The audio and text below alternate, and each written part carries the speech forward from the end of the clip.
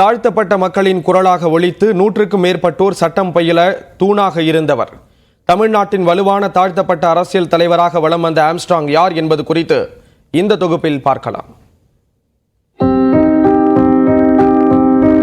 சென்னை பெரம்பூரை பூர்வீகமாக கொண்ட கிருஷ்ணன் என்பவரின் மகனான ஆம்ஸ்ட்ராங் பள்ளிக்கால முதலே அரசியலில் ஆர்வமுடையவராக இருந்துள்ளார். அவர் வசித்து வந்த பகுதி முழுவதும் திராவிடர் கழகத்தில் இருந்ததால் ஆம்ஸ்ட்ராங் சிறுவயதிலிருந்தே திராவிட இயக்க கொள்கைகளால் ஈர்க்கப்பட்டார். அதனால் இயல்பாகவே அரசியல் ஆர்வமும் இருந்தது. விளிம்பு நிலை மக்களின் உரிமைகளை பாதுகாக்கும் லட்சியத்துடன் திருப்பதி வெங்கடேஸ்வரா பல்கலைக்கழகத்தில் சட்டம் படித்தார். 2000ஆம் ஆண்டு முதல் ஆம்ஸ்ட்ராங் தீவிர அரசியலில் ஈடுபட்டு வந்தார். முதலில் பூவை மூர்த்தியின் தலைமையை ஏற்று புரட்சி பாரதம் கட்சியில் இணைந்தார். பின்னர் பூவை மூர்த்தி மறைவுக்கு பிறகு அக்கட்சியிலிருந்து விலகி தனித்து செயல்பட்டு வந்தார். அம்பேத்கர் கொள்கைகளால் ஈர்க்கப்பட்ட ஆம்ஸ்ட்ராங் 2006ஆம் ஆண்டு டாக்டர் பீமாராவ் தலித் அசோசியேஷன் என்ற அமைப்பை உருவாக்கினார். அதே ஆண்டு சென்னை மாநகராட்சியின் 99வது வார்டில் போட்டியிட்டு மாமன்ற உறுப்பினராக தேர்வானார். ஆனால் ஆம்ஸ்ட்ராங் வெற்றி பெற்றது செல்லாது என நீதிமன்றத்தில் வழக்கு தொடரப்பட்டது. 6 மாதங்களுக்கு பிறகு அவர் வெற்றி பெற்றதாக அறிவிக்கப்பட்டது. அப்போதுதான் ஆம்ஸ்ட்ராங் பிரபலமடைந்தார். 2007ஆம் ஆண்டில் மாயாவதியின் பகுஜன் சமாஜ் கட்சியில் இணைந்தார். இதனைத் தொடர்ந்து மாயாவதியை சென்னை அழைத்து வந்து அமைந்த கரையில் மாபெரும் பேரணி மற்றும் பொதுக்கூட்டம் நடத்தியதன் மூலம் அவர் மேலும் புகழ் பெற்றார். 2011 சட்டப்பேரவை தேர்தலில் கொளத்தூர் தொகுதியில் மு.க. ஸ்டாலினை எதிர்த்து போட்டியிட்டார். அந்த தேர்தலில் 4004 வாக்குகளை பெற்று அனைவரின் கவனத்தையும் பெற்றார். பகுஜன் சமாஜ் கட்சியின் மாநில தலைவராக தொடர்ந்து 17 ஆண்டுகள் இருந்து வந்தார். தமிழ்நாட்டில் சென்னை, திருவள்ளூர், காஞ்சிபுரம், செங்கல்பட்டு ஆகிய மாவட்டங்களில் பகுஜன் சமாஜ் கட்சிக்கென்று குறிப்பிட்ட செல்வாக்கை உருவாக்கியவர் ஆம்ஸ்ட்ராங். பல வழக்குகளை எதிர்கொண்ட ஆம்ஸ்ட்ராங் தன் மீது நிலுவையில் இருந்த பெரும்பாலான வழக்குகளில் இருந்து விடுவிக்கப்பட்டார். நீட் எதிர்ப்பு, தூய்மை பணியாளர்கள், தாழ்த்தப்பட்ட மக்களுக்கு ஆதரவான போராட்டங்களை ஆம்ஸ்ட்ராங் முன்னெடுத்தார்.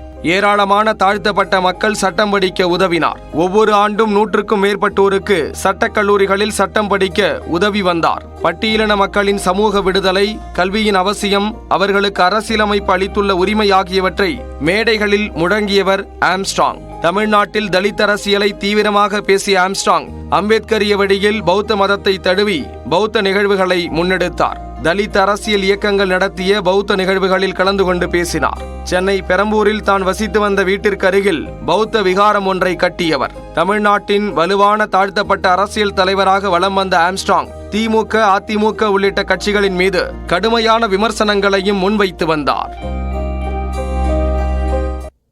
பகுஜன் சமாஜ் கட்சியின் மாநில தலைவர் ஆம்ஸ்ட்ராங் படுகொலை செய்யப்பட்ட சம்பவத்திற்கு தமிழ்நாடு முதலமைச்சர் மு.க. ஸ்டாலின் இரங்கல் தெரிவித்துள்ளார். தனது எக்ஸ் பக்கத்தில் பதிவிட்டுள்ள மு.க. ஸ்டாலின் ஆம்ஸ்ட்ராங் படுகொலை செய்யப்பட்ட சம்பவம் பேரதிர்ச்சியையும் பெரும் வருத்தத்தையும் அளிப்பதாக தெரிவித்துள்ளார். கொலையில் சம்பந்தப்பட்டவர்களை காவல்துறையினர் இரவோடு இரவாக கைது செய்திருப்பதாக குறிப்பிட்டுள்ள அவர் ஆம்ஸ்ட்ராங்கை இழந்து வாடும் பகுஜன் சமாஜ் கட்சியினர், குடும்பத்தினர், உறவினர்கள், நண்பர்கள் என அனைவருக்கும் தனது ஆழ்ந்த இரங்கலையும் ஆறுதலையும் தெரிவித்துக் கொள்வதாக பதிவிட்டுள்ளார். மேலும் இந்த கொலை வழக்கை விரைவாக நடத்தி குற்றவாளிகளுக்கு சட்டப்படி உரிய தண்டனை பெற்றுத்தர காவல்துறை அதிகாரிகளுக்கு உத்தரவிட்டுள்ளதாக முதலமைச்சர் மு.க. ஸ்டாலின் தெரிவித்துள்ளார்.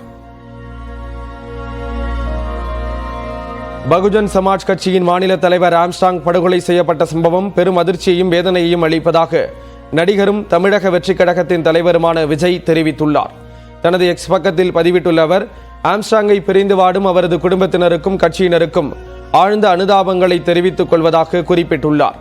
இது போன்ற கொடும் குற்றச்சம்பவங்கள் இனி நடைபெறாமல் இருக்க தேவையான முன்னெச்சரிக்கை நடவடிக்கைகளை தமிழ்நாடு அரசு தீவிரமாக முன்னெடுக்க வேண்டும் என்றும், சமரசம் இல்லாமல் சட்டம் ஒழுங்கை நிலைநாட்டி அனைவரது பாதுகாப்பையும் உறுதி செய்ய வேண்டும் என்றும் விஜய் கேட்டுக் கொண்டுள்ளார்.